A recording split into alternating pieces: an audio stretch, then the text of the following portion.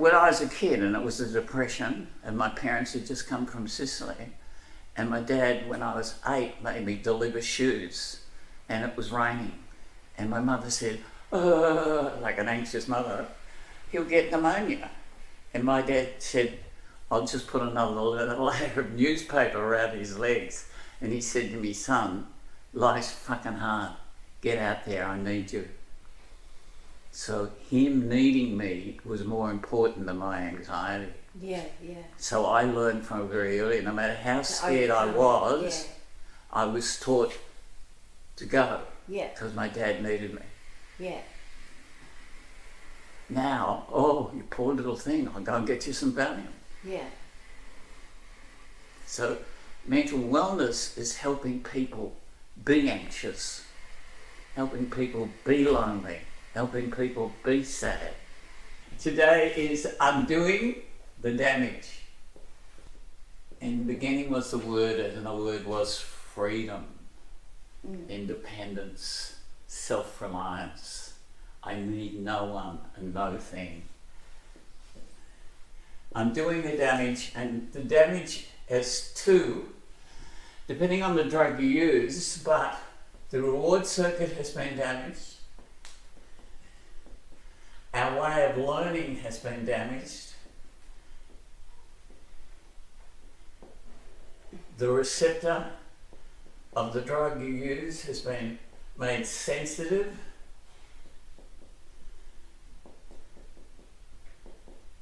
The amygdala, which watches out for threat and then releases adrenaline.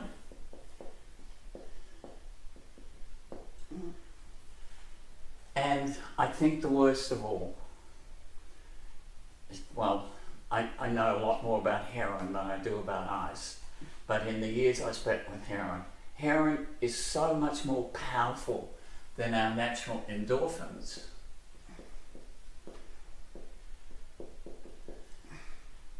That even stuff which is in our subconscious puts a blanket over it. And when you stop using, that subconscious, the past, has found a way of leaking into the present. I believe that in the women's prison when I was there, after a month, 6 weeks of not using, they were dealing with the rape, the bashings, the psychological abuse that was bubbling up. Oh yeah, definitely. Not the addiction. They were dealing with that as well, but and then the second thing, that's number one. The second thing is drugs stop feelings. The middle part of the brain is called the limbic system. Remember, we have the thinking part of the brain, the emotional part of the brain, and what's called the reptilian. Yeah. That's automatic behaviour. There's no emotions in that. Crocodiles will eat their young if they're hungry. They have no emotion. Mammals have emotions, a maternal instinct. That's where the amygdala lives. And anything that's a threat sends a message to the anxiety center called the locus coeruleus, which sends out adrenaline, fear. Now, that gets messages from our thoughts, from our past, from the subconscious. In fact, after 2 to 3 months of not using, 80% of all triggers come from the past. Yeah. I can see, I haven't had a cigarette for 40 years, but in my mind there's a comfort. People are looking at me and I'm supposed to say something clever. I'm not very good at that, but that's comforting. Yeah. There's a memory in there somewhere. That's the big problem in new beginnings, because when you use a drug, that middle part of the brain, if something's exciting, wow. And as well as endorphins, we have a thing called dopamine, When we look forward to something, for me, it was coming home from school and my nana was going to love me unconditionally. And that's a sense of completion, and you get endorphins. Yeah. Satisfaction. My cup is full. So like when you do it. That's looking forward to something. That's how we learn something. Yeah. We look forward to something, it happens, it's good, wow. We put down a memory. Yeah. That's the reward circuit. When you use a drug, there's no learning. You say, I want to know. I don't want to be lonely. I don't want to be sad. I don't want to be anxious. I don't care about learning how to be anxious. I don't want it. So I'll take something to make it go away. So the second part of the new beginning is learning how to feel again. But only because the brain is vulnerable 90 seconds at a time. Okay? And then you distract, then distract. Yeah. In the old days, we used to call that denial. Someone's chasing me with a bloody knife and they hate Italians whose name begins with V. I'm running. I'm avoiding. Yeah. I'm denying. If I, somewhere in my belief systems, I'm not going to be able to cope, I don't. That stops the anxiety. If you begin to be mother and child to yourself, I'm supposed to go to this party, but I don't think I cope. I'm not going. So there becomes a trust, and you start to care. Not what people will say, what's expected of you. You are caring for you at the moment. You say to yourself, yeah, but I'm going to get lonely, so I've got to learn how to do the party. So I'll tell you what I'll do. I'll go for 5 minutes, then I'll pretend my bum's on fire and I've got to go. Yeah. So I'll do it a little bit at a time. Yeah. Because the brain hates change. Yeah. There's a famous book called Atomic Habits where this famous manager just changed little bits in his soccer team. How they clean their jumpers, how they clean their boots. Little changes, little changes, little changes. And eventually, the big change happened. So, when you learn to swim, you just put your foot in the water and take it out. Yeah. Then you put a bit further in. Then you go up to your waist. That's how you start to feel again. Yeah. Not what people will say, oh, I'm a scaredy cat, I'm hopeless. Ugh. No judgments. Because the new beginning steps is learning to believe in yourself and to honour the intention to be free. To be free and independent. And not need anything. The minute I need to be different, that's not the way you're going to change. I want to be different, whole different ballgame. I want my child to learn how to walk. Because it falls over, you say, oh, I'll get you a walking machine. I'll get you we're too protective. Yeah. Child's got to learn to fall over and get up again. I want to be free. I want to learn how to live my life, not what people told me it should be. Assumptions, expectations, and we're the worst ones. I should be different. I should be better than I am. Oh God. A rose just sits there and says, I'm a rose. I don't want to be a lily. Don't want to be a tree. I'm a rose. Okay? Now, however, you now have a reward circuit that's not working, the endorphin dopamine. So if you say you're going to do something, I'm going to do 10 breaths for the morning.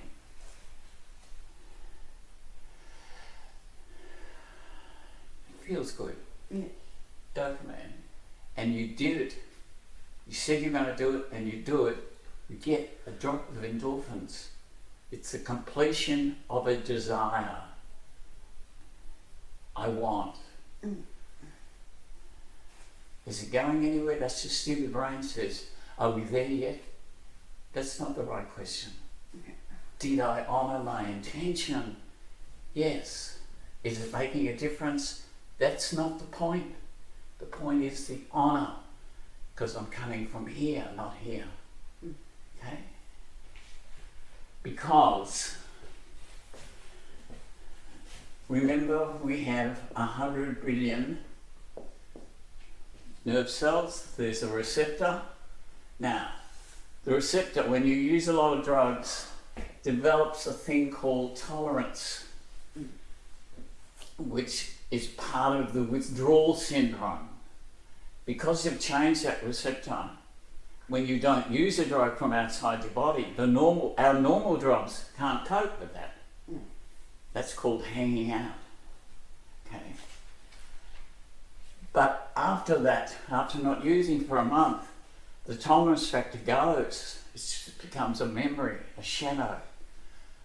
But we get a thing called delta phosphate on the receptor, so it becomes very sensitive. Like people who use ice go to the pokies because that stimulates that receptor, or sex, or pleasure. Nothing normal is good enough because that's super sensitive now. With heroin users, there's no sense of satisfaction. Your soul is empty all the time. Nothing's quite enough. See, one girl in the prison, wow, some women are very wise. She used to come with me, see me once a week, and she came to say, Vito, I'm not coming anymore. I thought, what have I done? Have I offended you? She said, don't be stupid. I have learnt that I am enough.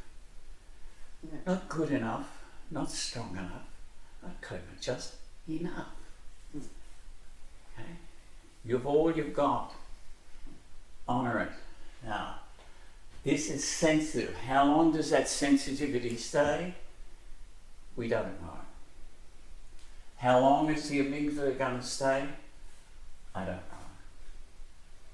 All I know is, if you've got trauma in your life, the past leaks up to the present. My beautiful children, when we used to give them a bath, used to love to fart in the bath. They loved to see the bubbles coming up. We all did. The past bubbles up. So you've got to stay in the present. You can't live out of the past. You can't be a fart. No. I used to be a footballer. I couldn't even kick a football now. I used to run 100 yards in pretty fast times. I was in the S team. I can't hardly walk to the gate now. Okay? So the new beginning, undoing the damage, is don't run away from a feeling, but only for 90 seconds, and then distract yourself, or stop people in the street and ask them for a hug. Okay? You don't have to cope. You have to care. You have to be truthful about it. I don't send my 2-year-old to the supermarket with a list. One, she can't bloody read, and two, she wouldn't be able to carry the stuff back. You are a 2-year-old. So you learn slowly, be gentle with yourself. So to undo the damage, the 90-second rule, and the other way you take control of this thing is, I'm going to have a cup of tea, but make myself wait. Delayed gratification you start controlling your dopamine. Very important for ice users. This is in our lungs. So every time we do the breath, we're getting a little drop of endorphins. Every time we honour our intention, we do what we said we're going to do, then you become believable to yourself. I'm used to it. And I'm at the extreme now. Sometimes I've got a piece of paper and I think, oh, I'll just drop it on the ground. I think, no, you won't. You wait and put it in the rubbish tin. So I respect your environment. It's just not a word. I respect my community. And if in our relationship, I would try to become an us. But I can't become an us unless I'm an I. Yeah. Not a thought. You know, I went to Pentridge to do drug education, and one guy went right in my face. He said, I hear you're a friendly guy, but I'll effing work it out. They're just words. I think, wow, just words. We have to live the words. If you say you're a friend, then be a friend. Don't just Facebook it or Instagram it or all that rocking horse manure. So undoing the damage means, and in this book, are the foods you need to have. Tryptophan, so you can make your own dopamine and your own serotonin. You need calcium and magnesium and vitamin B. They're the main ones. Vitamin B, calcium, and you need at least 50 grams of protein, because it's from protein that we make our chemicals again. We have to start making our own dopamine. Exercise and honouring an intention makes endorphins. But because your reward system is now a comfort system, you have to bypass that by honouring your intention. I said I was going to care for myself. I don't want to go there, it's too frightening. So I'm not going. And then you think, but I don't want to be lonely either. So I'll go for 5 minutes. Now, I've been invited to go out for dinner tonight. I don't like driving in the dark. My eyes are not that good. But I'll go for half an hour. The minute it starts getting dark, goodbye. But why do you have to go? There's no answer to that. Have I offended them? Probably. Upset them? Probably. But I've cared for myself. Whether they understand it or not is irrelevant. Later, when there's enough of you, you can give something to other people. But when there's not enough of you, there's nothing to give other people. You have to become a little protective of self. Okay? So, undoing the damage means eating well, doing breaths, exercising, not watching too much television because that stimulates the dopamine. Doing deep breath night and morning, that stimulates the endorphin. Living your truth. The truth is, I don't think I can cope. Enough. After a while, you'll stop thinking. You'll know you can't cope when you do it, not before you do it. You understand what I mean? I'll go to the party, then I'm not coping, I'll go. Not, oh, I don't think I'll go to that party. Don't become a victim of your thoughts or the past. Yeah, that's like the V-line train. Yeah. I get anxiety about catching it. But you're going to catch it. Yeah, but I catch it anyway because I got cuts to see. Yes, but balance it. Do some breathing because you've released the chemistry called hydrocortisone. Yeah. And hydrocortisone perpetuates the damage. But when I'm on the V-line, I'm fine. That's right. Yeah. It's like me as a little boy. My mother says, you'll get pneumonia. My dad says, here, have another layer of newspaper. Go out there. Life's hard. Yeah. But my dad wasn't that stupid. If it was too hard, he wouldn't let me go. Yeah. Okay? I had to trust that.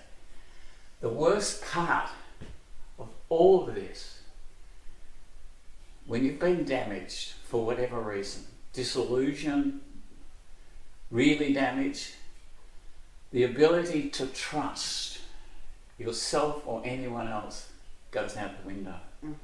So the biggest new beginning is learning to believe in yourself by honouring your intention to be free and well. Yeah. Okay. Now, where does medication fit in this? That's okay. If while you're on an anti-anxiety, and this is what they don't tell you, you learn how to be anxious. Otherwise, it's like having crutches all your life. Yeah. Or sitting in a wheelchair all your life. While you're in the wheelchair, if you don't do exercise to strengthen your muscles, it's bullshit. Valium is bullshit. If you don't use the time to learn how to get on the Vito. Yeah. And then you think, yeah, I know I'm anxious, but I can still do it. Yeah, every time I went into detox, I always said no to Valium. Yeah, so Because I addictive. hated it. Like, Well, alcohol's a bit the same. yeah, because Before I used to have a lecture, I'd have a little brandy. Think, oh, now I'm okay, and I think, no, I have to stop as this. long as I had a cigarette and a coffee, I was fine. We all have it. My nanny used to do this. Yeah. People all have rituals. I used to play professional football, VFL football. If you put your left sock on before your right sock on, you're going to have a bad day. Yeah. We all have. So I'm doing the damage. How long does it take? How long does it take to get into Sydney? If you're walking, it takes a long time. If you're on a bike, it takes a little less. If you're in a car, it takes even less. If you're in a train or an aeroplane, even less. It depends on how much bloody work you do. Yeah. Okay, do you understand? Yeah. If I was a music teacher and you taught you the scales and you didn't practice, I you wouldn't can't go and give a concert in the Melbourne Town Hall. know. No. You have to practice. You have to practice the 90-second rule. You have to practice how to feel. You have to learn to honour your intentions. You have to begin to care about what happens to you. Not what other people say. Yeah. Not what other people think. What people tell you you should be. It's called digital information. Yeah. So the sensitive receptor stays sensitive for a long time. So honour it. Okay, not too much. If you've used ice, not too much television, not too many pokies. Make love, not sex. Come from here, not here. You use alcohol, be careful of sugar. Make sure you have magnesium. But all of that, all of it, the minute you dishonour the truth of your feeling by using something, you're going backwards. Yeah. People say, can I have marijuana? You can have marijuana, but not because you're lonely, or not because you're sad, or because you're frightened. The minute you do, instead of feeling, you have something to make it go away. Unless you do the 90-second. The minute I'm honest enough to say, I miss my son, I breathe for 90 seconds, I'm out the door, in my car, and go to the library. Distract myself. Because the brain will then, I lost my brother, I lost my wife. Beginning to realise I've been part of hundreds of people's deaths and I'm supposed to handle it. Well, when my son died, I realised I wasn't handling it. Yeah. Every week, 5 or 6 of people that I got close to. See, I can feel the tears now. because I'm letting myself feel. Okay? I've been part of so much death. Now I just want to laugh and love. That's why when my mum died, I didn't feel for 10 years. Yeah. And when I came here, I started to feel. So then I Darling, started with grief, it never quite goes away. You just learn how. It's like, the way I see grief is like Joni Mitchell's, I've looked at clouds from both sides now. Sometimes the sun comes out from behind the cloud, but sometimes the cloud goes over the sun again, and you feel the loss. But balance it immediately. Yeah. Put on some beautiful music or ring a friend. But the grief is there. Yeah. We had an old saying at Pentridge, you love a lot, hurt a lot. Yeah. It's that simple. It's basic. I love a lot, I'm hurting, I better take something to make it go away. Yeah. That's a lie. It'll never go away, but I better learn to live with it. Because it was my love. I loved my son. Yeah. So I'm going to miss it. Oh yeah, but I don't want that part. I only want the other part. And that's quite natural. Yeah. But that's not how to live, especially if you've done this. Yeah. If you made drugs, instead of being fun, they stop feelings. We didn't know that. We didn't know that my beautiful heroin friends, that when they used heroin, the fact that they'd been raped went away for a while. But then it comes back at 1,000,000 miles an hour. Yeah. It comes back faster than it has. So undoing the damage is diet, exercise. The new beginning is the 90-second rule, delayed gratification, and the language of caring, honouring. Then the only person that knows is you. No clever Vito or anyone else. I can give you the space and the wind beneath your wings to get going. But unless you want it, it's you. Yeah. Now let me read this bit, because I'd like you to read it at least once a week. The last page of the pamphlet. Yeah. The epilogue. Yeah, I'll read it out for you. Upon a time, once, and that once changes our lives, be it trauma, loss or drug use. It can change the way our brains connect with our heart, soul and our loved ones.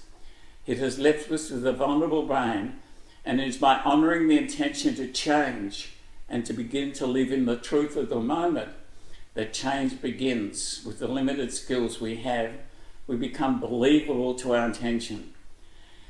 The direction of our lives is not to need anyone or anything, but to have the freedom to choose who and what we include in our lives, to gain insights into who we are and to live those values and truth with integrity. Remember, the brain's fear range response mechanism, the amygdala, will scan all coming stimulations, conscious or subconscious, and determine the level of safety. When the stimulation is perceived as familiar or safe, calmness reigns. The moment the perception is threatening or unsafe, the amygdala raises the level of anxiety and focuses the mind on the immediate. Under these circumstances, the brain focuses on self-preservation behaviour, and the comfort complex, which has in part replaced the damaged reward system, kicks in. Professor Boland points out that the soul is empty. If the soul is empty, if your life feels meaningless, the brain will seek out distracting, addictive behaviours. It is therefore important to nurture our souls with beauty, music, art, and with people prepared to interact by letting go of ego and defences. With a nurtured soul heart as our reference, we will acquire enough strength to calm our vulnerable alarm centres. It is in living the truth of the present moment that alchemy occurs. The darkness and the fear become the golden awareness of the beauty of life. And I'd read that once a week, because that's what it's all about. Yeah.